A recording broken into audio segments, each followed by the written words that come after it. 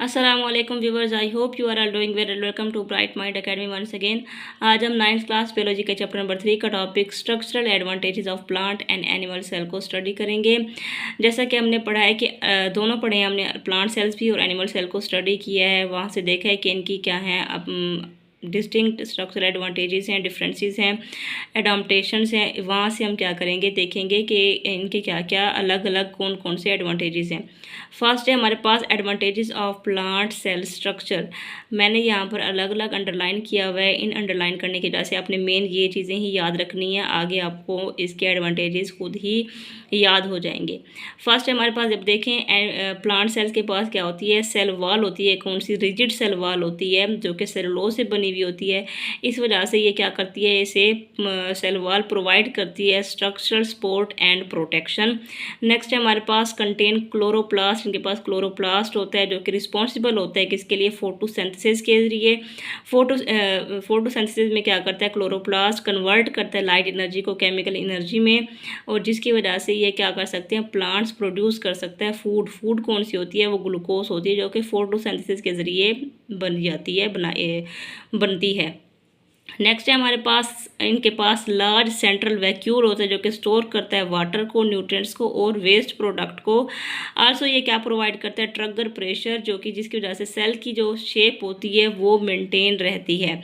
Sales के बाद interconnected plasmodesmata होते हैं, channels that allow direct communication and transport of substances between cells. Interconnected plasmodesmata की वजह से चैनल्स क्या कर सकते हैं, इन चैनल्स की वजह से डायरेक्ट कम्युनिकेशन हो सकती है सेल्स की, किसके लिए, सब्सटेंसेस की ट्रांसपोर्ट के लिए।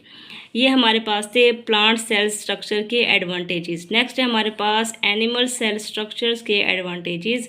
इनके पास क्या होता है, सेंट्रियोल्स होते हैं जो कि स्पिंडल फाइबर्स बनाते हैं। स्पिंडल फाइबर्स क्या करते हैं, इंश्योर करते हैं कि वो क्रोमोसोम्स की एक्यूरेट डिस्ट्रीब्यूशन कर सके सेल डिवीजन के दौरान। सेल डिवीजन के दौरान क्या करते हैं, क्रोमोसोम्स की एक्यूरेट डिस्ट्रीब्यूशन करते हैं स्पिंडल फाइबर। स्पिंडल फाइबर कौन बना रहे हैं, सेंट्रियोल्स।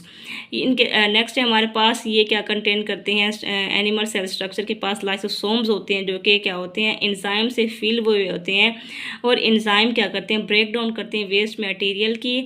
वेस्ट मटेरियल क्या करते हैं, lysosomes contribute to cellular cleanup and recycling, जिसकी वजह से ये क्या हो सकते हैं, सेलुलर क्लीनअप और रिसाइकलिंग भी कर सकते हैं। नेक्स्ट है हमारे पास, animal cells have structure called flagella and cilia. Animal cells के पास स्ट्रक्चर होता है फ्लैजेला और सीलिया का। फ्लैजेला क्या होते हैं, कम होते हैं नंबर में, सीलिया बहुत ज़्यादा होते हैं, बारीक धागेनुमा होते हैं। ये क्या करते हैं, इन्वॉल्व इन मूवमेंट, ये मूवमेंट में मदद देते हैं। एग्जाम्पल यहाँ पर दी गई है फ्लैजेलम की, लाइक फ्लैजेलम जो होते हैं स्पर्म सेल्स है, बस फ्लैजेलम स्पर्म सेल के पास फ्लैजेलम होता है जो कि प्रोपेल करता है स्पर्म को toward the egg for fertilisation, egg की तरफ फर्टिलाइजेशन के जरिए। नेक्स्ट है हमारे पास एनिमल सेल्स के पास जो सेल वॉल होती है वो रिजिड नहीं होती है, उसकी कमी होती है, जिसकी वजह से वो अपनी सेल शेप क्या कर सकते हैं, इजीली चेंज कर सकते हैं, और जिसके लिए इनकी फ्लेक्सिबिलिटी भी क्रूशियल होती है, इंपॉर्टेंट होती है फॉर सेल मूवमेंट के, मूवमेंट क्या कर सकें, सेल अपनी मूवमेंट कर सकें, such as white blood cells moving to sides of infection और इंजरी। क्या क्या हैं, वाइट ब्लड सेल्स। अब देखें सेल मूवमेंट में ये क्रूशियल हैं, तो इसीलिए एग्जाम्पल दी गई है कि वाइट ब्लड सेल्स क्या कर सकते हैं, मूवमेंट कर सकते हैं इन्फेक्शन वाली साइट पर, कि क्या कर सकें, वो फाइट कर सकें बैक्टीरिया से। आज का हमारा टॉपिक यही था। अगर आपको मेरी वीडियो अच्छी लगी तो प्लीज़ लाइक करना, सब्सक्राइब करना और शेयर करना ना भूलेगा। Thank you so much.